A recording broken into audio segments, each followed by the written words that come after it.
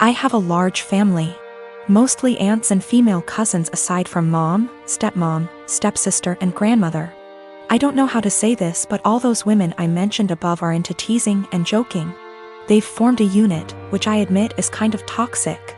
And they'd tease and roast every new woman that enters the family by marriage by setting up tests to see if they deserve to be part of the family, or roast their looks and styles to the point of breaking confidence and self-esteem down.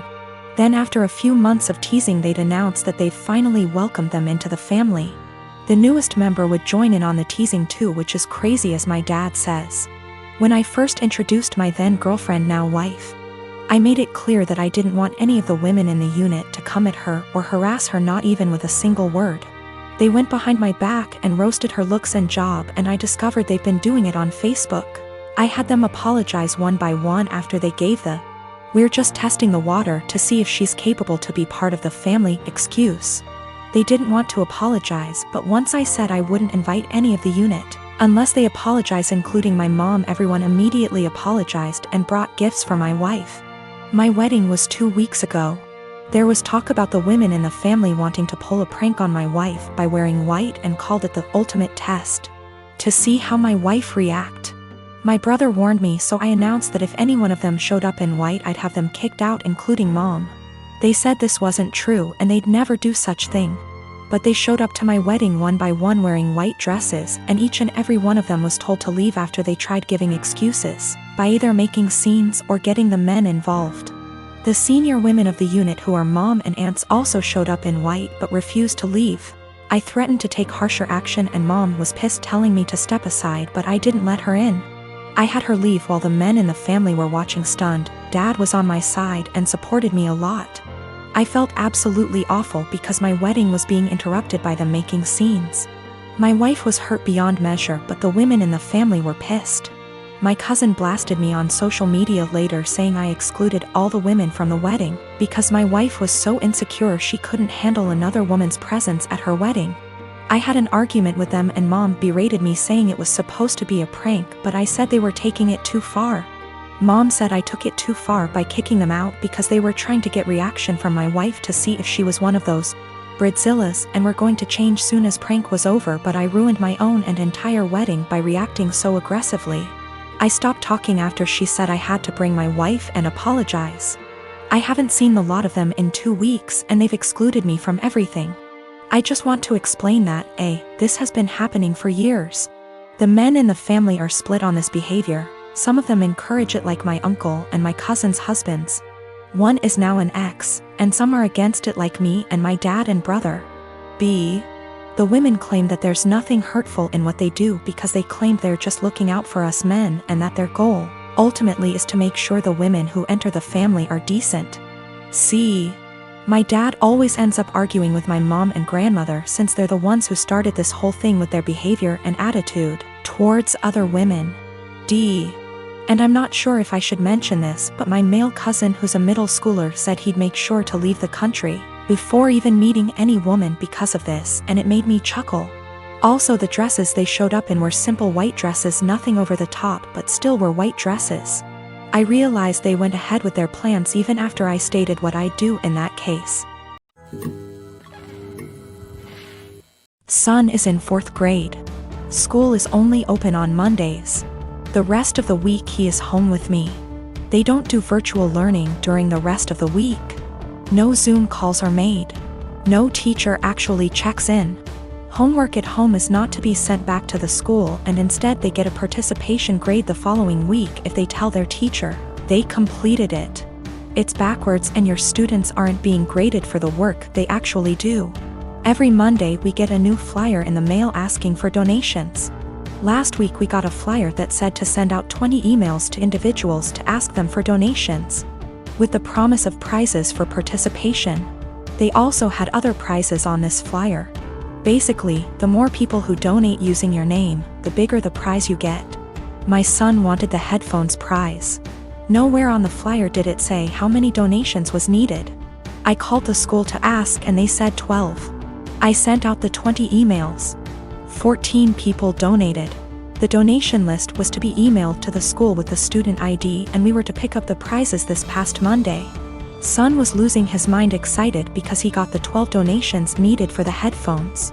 We walk in and they proceed to tell me and my son that he did not qualify for the prize because in order to be eligible, you needed to get those 20 donations. Apparently the prizes for donations started counting after you received the 20. They turned damn near every student away, not just my kid. So I sent the boy out with his father and pulled the teacher and principal aside to let them know that they got these kids' hopes up for absolutely nothing and that all they accomplished was destroying the children's spirits by lying to their faces. I then told them that I was told by the secretary that he only needed 12 donations for those headphones. They said, "Sorry you feel that way. This is just how things are right now due to COVID." So I responded with, "Oh, so lying to students and breaking their spirits is okay because of COVID? Failing to provide virtual learning for the rest of the week like other schools is okay because of COVID? Asking for donations when the kids are only here once a week must be okay, too, right?" I then walked out. Well, my son got the headphones in the mail today with a note from the superintendent that said, "I'm very sorry for the actions of the school system and the confusion formed around the donation drive.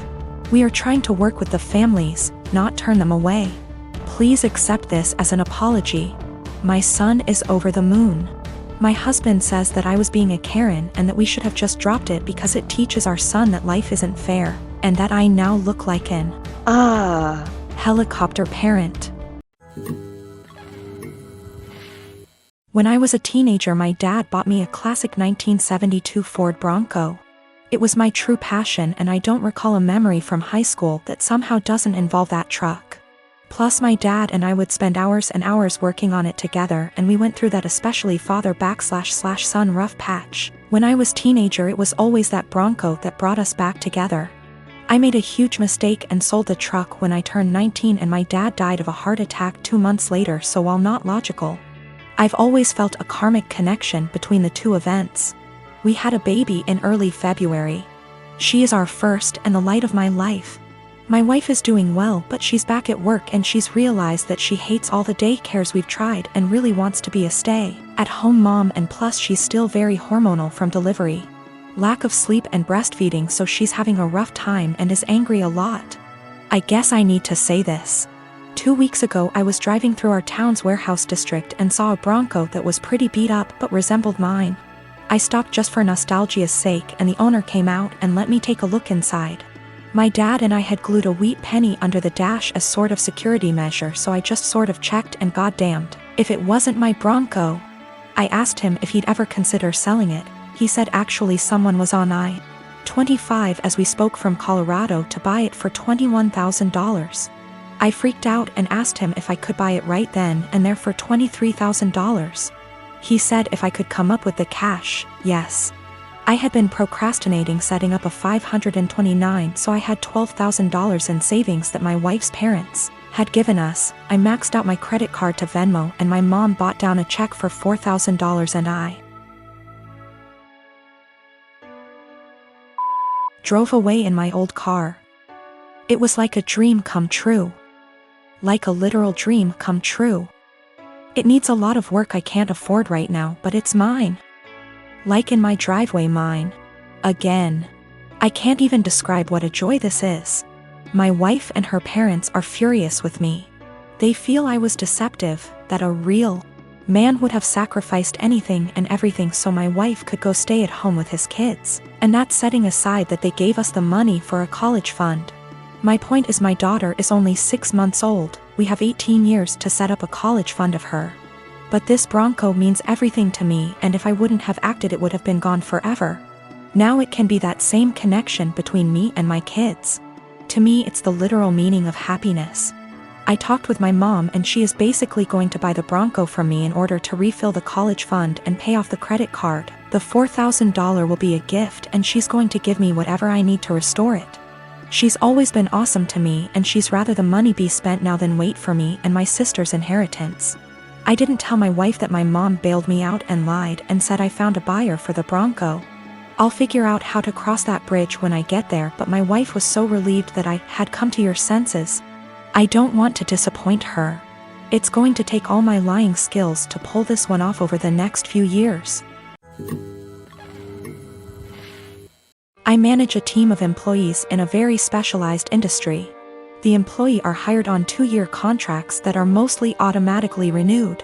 Salaries are fixed for the duration of the contract, but raises are negotiated at time of renewal. There are no non-competes. I have one employee, Sarah, who requested a meeting with me last week to discuss a possible raise. I informed her that it is a little early as her contract won't expire until Jan, and I would be happy to discuss it in November. She told me she would like to discuss it now as her current salary does not reflect the amount of work she is doing. So I set up a meeting with her on Friday and told her I will hear her out. To her credit, she gave well thought out presentation listing the average salary in her field, the extra responsibilities she had to take on, and the extra revenue she was able to generate, etc. In the end, she asked for a 19% raise to stay on.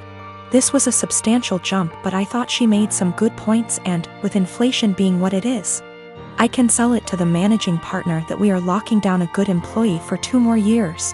After the presentation, I told her I will just approve the raise and talk to the managing partner about starting her new contract early. Since the only things we are changing are the salary numbers, we can have the new contract ready for her to sign by Tuesday. She seemed very surprised that I did not try to negotiate and looked a little shell-shocked that the meeting was over so quickly. So anyways, I spent the entire weekend selling the raise to the partners and harassing legal to get the documents ready. However, when I gave her the documents to sign this morning, she asked for another meeting to discuss salary. She informed me that after doing more research over the weekend, her pay is still not reflective of all the work she is doing. At this point, I got pretty annoyed and told her that we can discuss in 2 years. I thought that was the end of it, but after lunch she came to my office with 3 offers letters she received from our competitors. One in our city with a salary that is 2 to 3% higher, and 2 from other states that are 8 to 9% higher. She asks for the new salary to at least match the competitor in our city to stay. At this point I got very frustrated and told her that she is now free to work for our competitor, because her contract with us will not be renewed. She called me in and left crying, immediately telling all her coworkers that I fired her for asking for a raise, which obviously caused quite an uproar. My wife thinks that I am the because I could have just said no. She probably had the other offers for a while and was never going to actually leave. She recommended that I offer her back the new contract. Anyways, I am contemplating going back to the office tomorrow and offering Sarah her new contract again. But I just felt like the relationship between us is ruined after this whole situation. Her currently contract is negotiated 2 years ago, which is why there is a discrepancy in pay with the current offers. There are also a lot of reasons for differences in salary even within the same city. Perhaps less PTO, maybe more responsibilities, maybe they lock them in the contract for 3 years instead of 2. Which is happening more and more now. Maybe they have a non-compete, or maybe they are better. I can't say. Her contract expires Jan, so she has plenty of time left at the company if she wants to finish out. Sarah is WFH today, so I sent her an email apologizing for overreacting yesterday, and informing her that she is an important member of our team and that I worked really hard to get her the raise she initially requested. The new offer still stands provided she return the signed contract to me today before 5 p.m. I would be happy to execute it immediately and get her sorted out before the next payment period. She emailed back also apologizing for her reaction yesterday and said that she enjoyed working here and feels like she really has an opportunity to grow. But she then ended the email asking if I would still be willing to reconsider upping the offer to match her other offer. At this point, I just can't even anymore. I basically ignored her email, and at 5:01 p.m. with no signed contract from her, I sent an email to the managing partner I was talking to all weekend. Hope this email finds you well. I am writing to inform you that Sarah has elected to decline the new contract as it is written. She has informed me that she received an offer from our competitor with a salary of XXX. I have attached a scanned document of the offer letter with this email for your convenience. She has requested that we match that salary to retain her services as our current offer is insufficient. As of right now, her contract expires January 22nd. Please advise on the next steps.